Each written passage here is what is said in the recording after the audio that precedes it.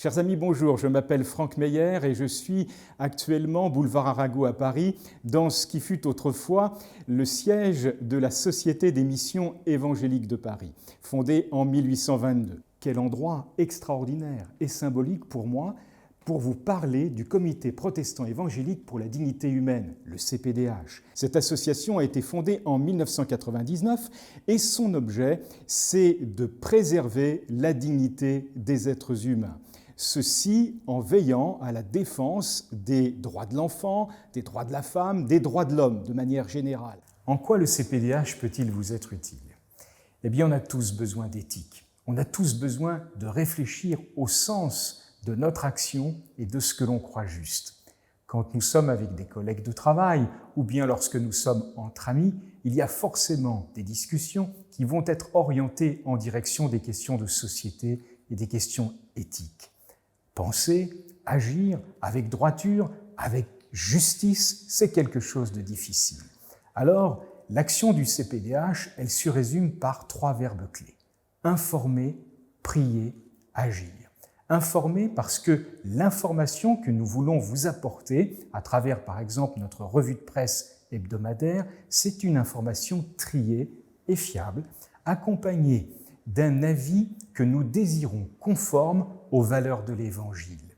Pour nous, c'est important parce que la Bible est parole de Dieu, mais elle nous éclaire, elle nous apporte des repères qui sont particulièrement utiles sur les questions sociopolitiques qui nous touchent finalement quotidiennement.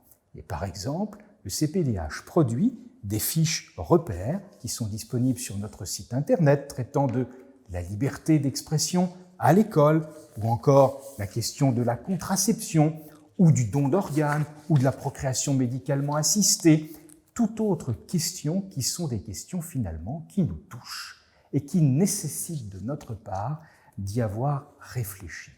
Ces fiches repères sont accessibles gratuitement sur Internet, sur notre site www.cpdh.org. Le deuxième mot-clé, c'est le verbe « prier ». La Bible nous recommande de prier pour les autorités de notre pays.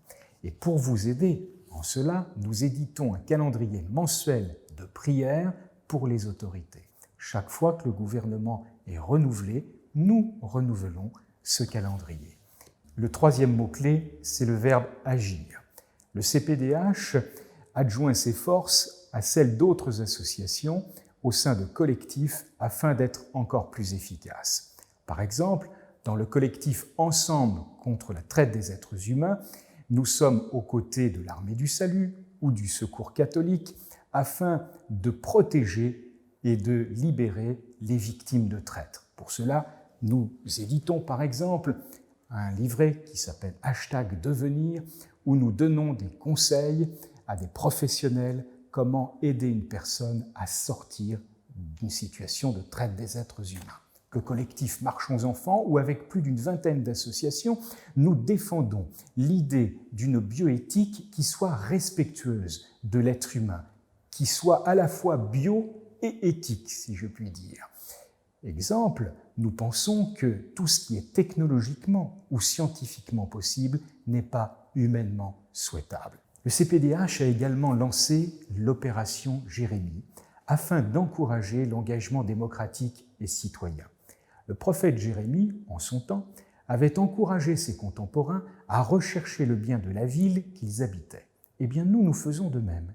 Nous essayons de vous encourager à rechercher le bien de la ville que vous habitez, dans laquelle Dieu vous a placé. Et pour ce faire, nous vous proposons des outils concrets. Vous en trouverez certains sur notre site internet dans la rubrique Opération Jérémie. Nous cherchons à mutualiser ce qui est bien fait, ce qui contribue au bien commun. Dans le Sermon sur la montagne, Jésus déclare à ses disciples « Vous êtes la lumière du monde ». On n'allume pas une lampe pour la mettre sous un couvercle. Que votre lumière brille devant tous les hommes, afin qu'ils voient vos bonnes œuvres et qu'ils glorifient votre Père qui est dans les cieux. Le monde a besoin de lumière. Le monde a besoin du Christ, mais le monde a aussi besoin de vous. Alors venez nous rejoindre.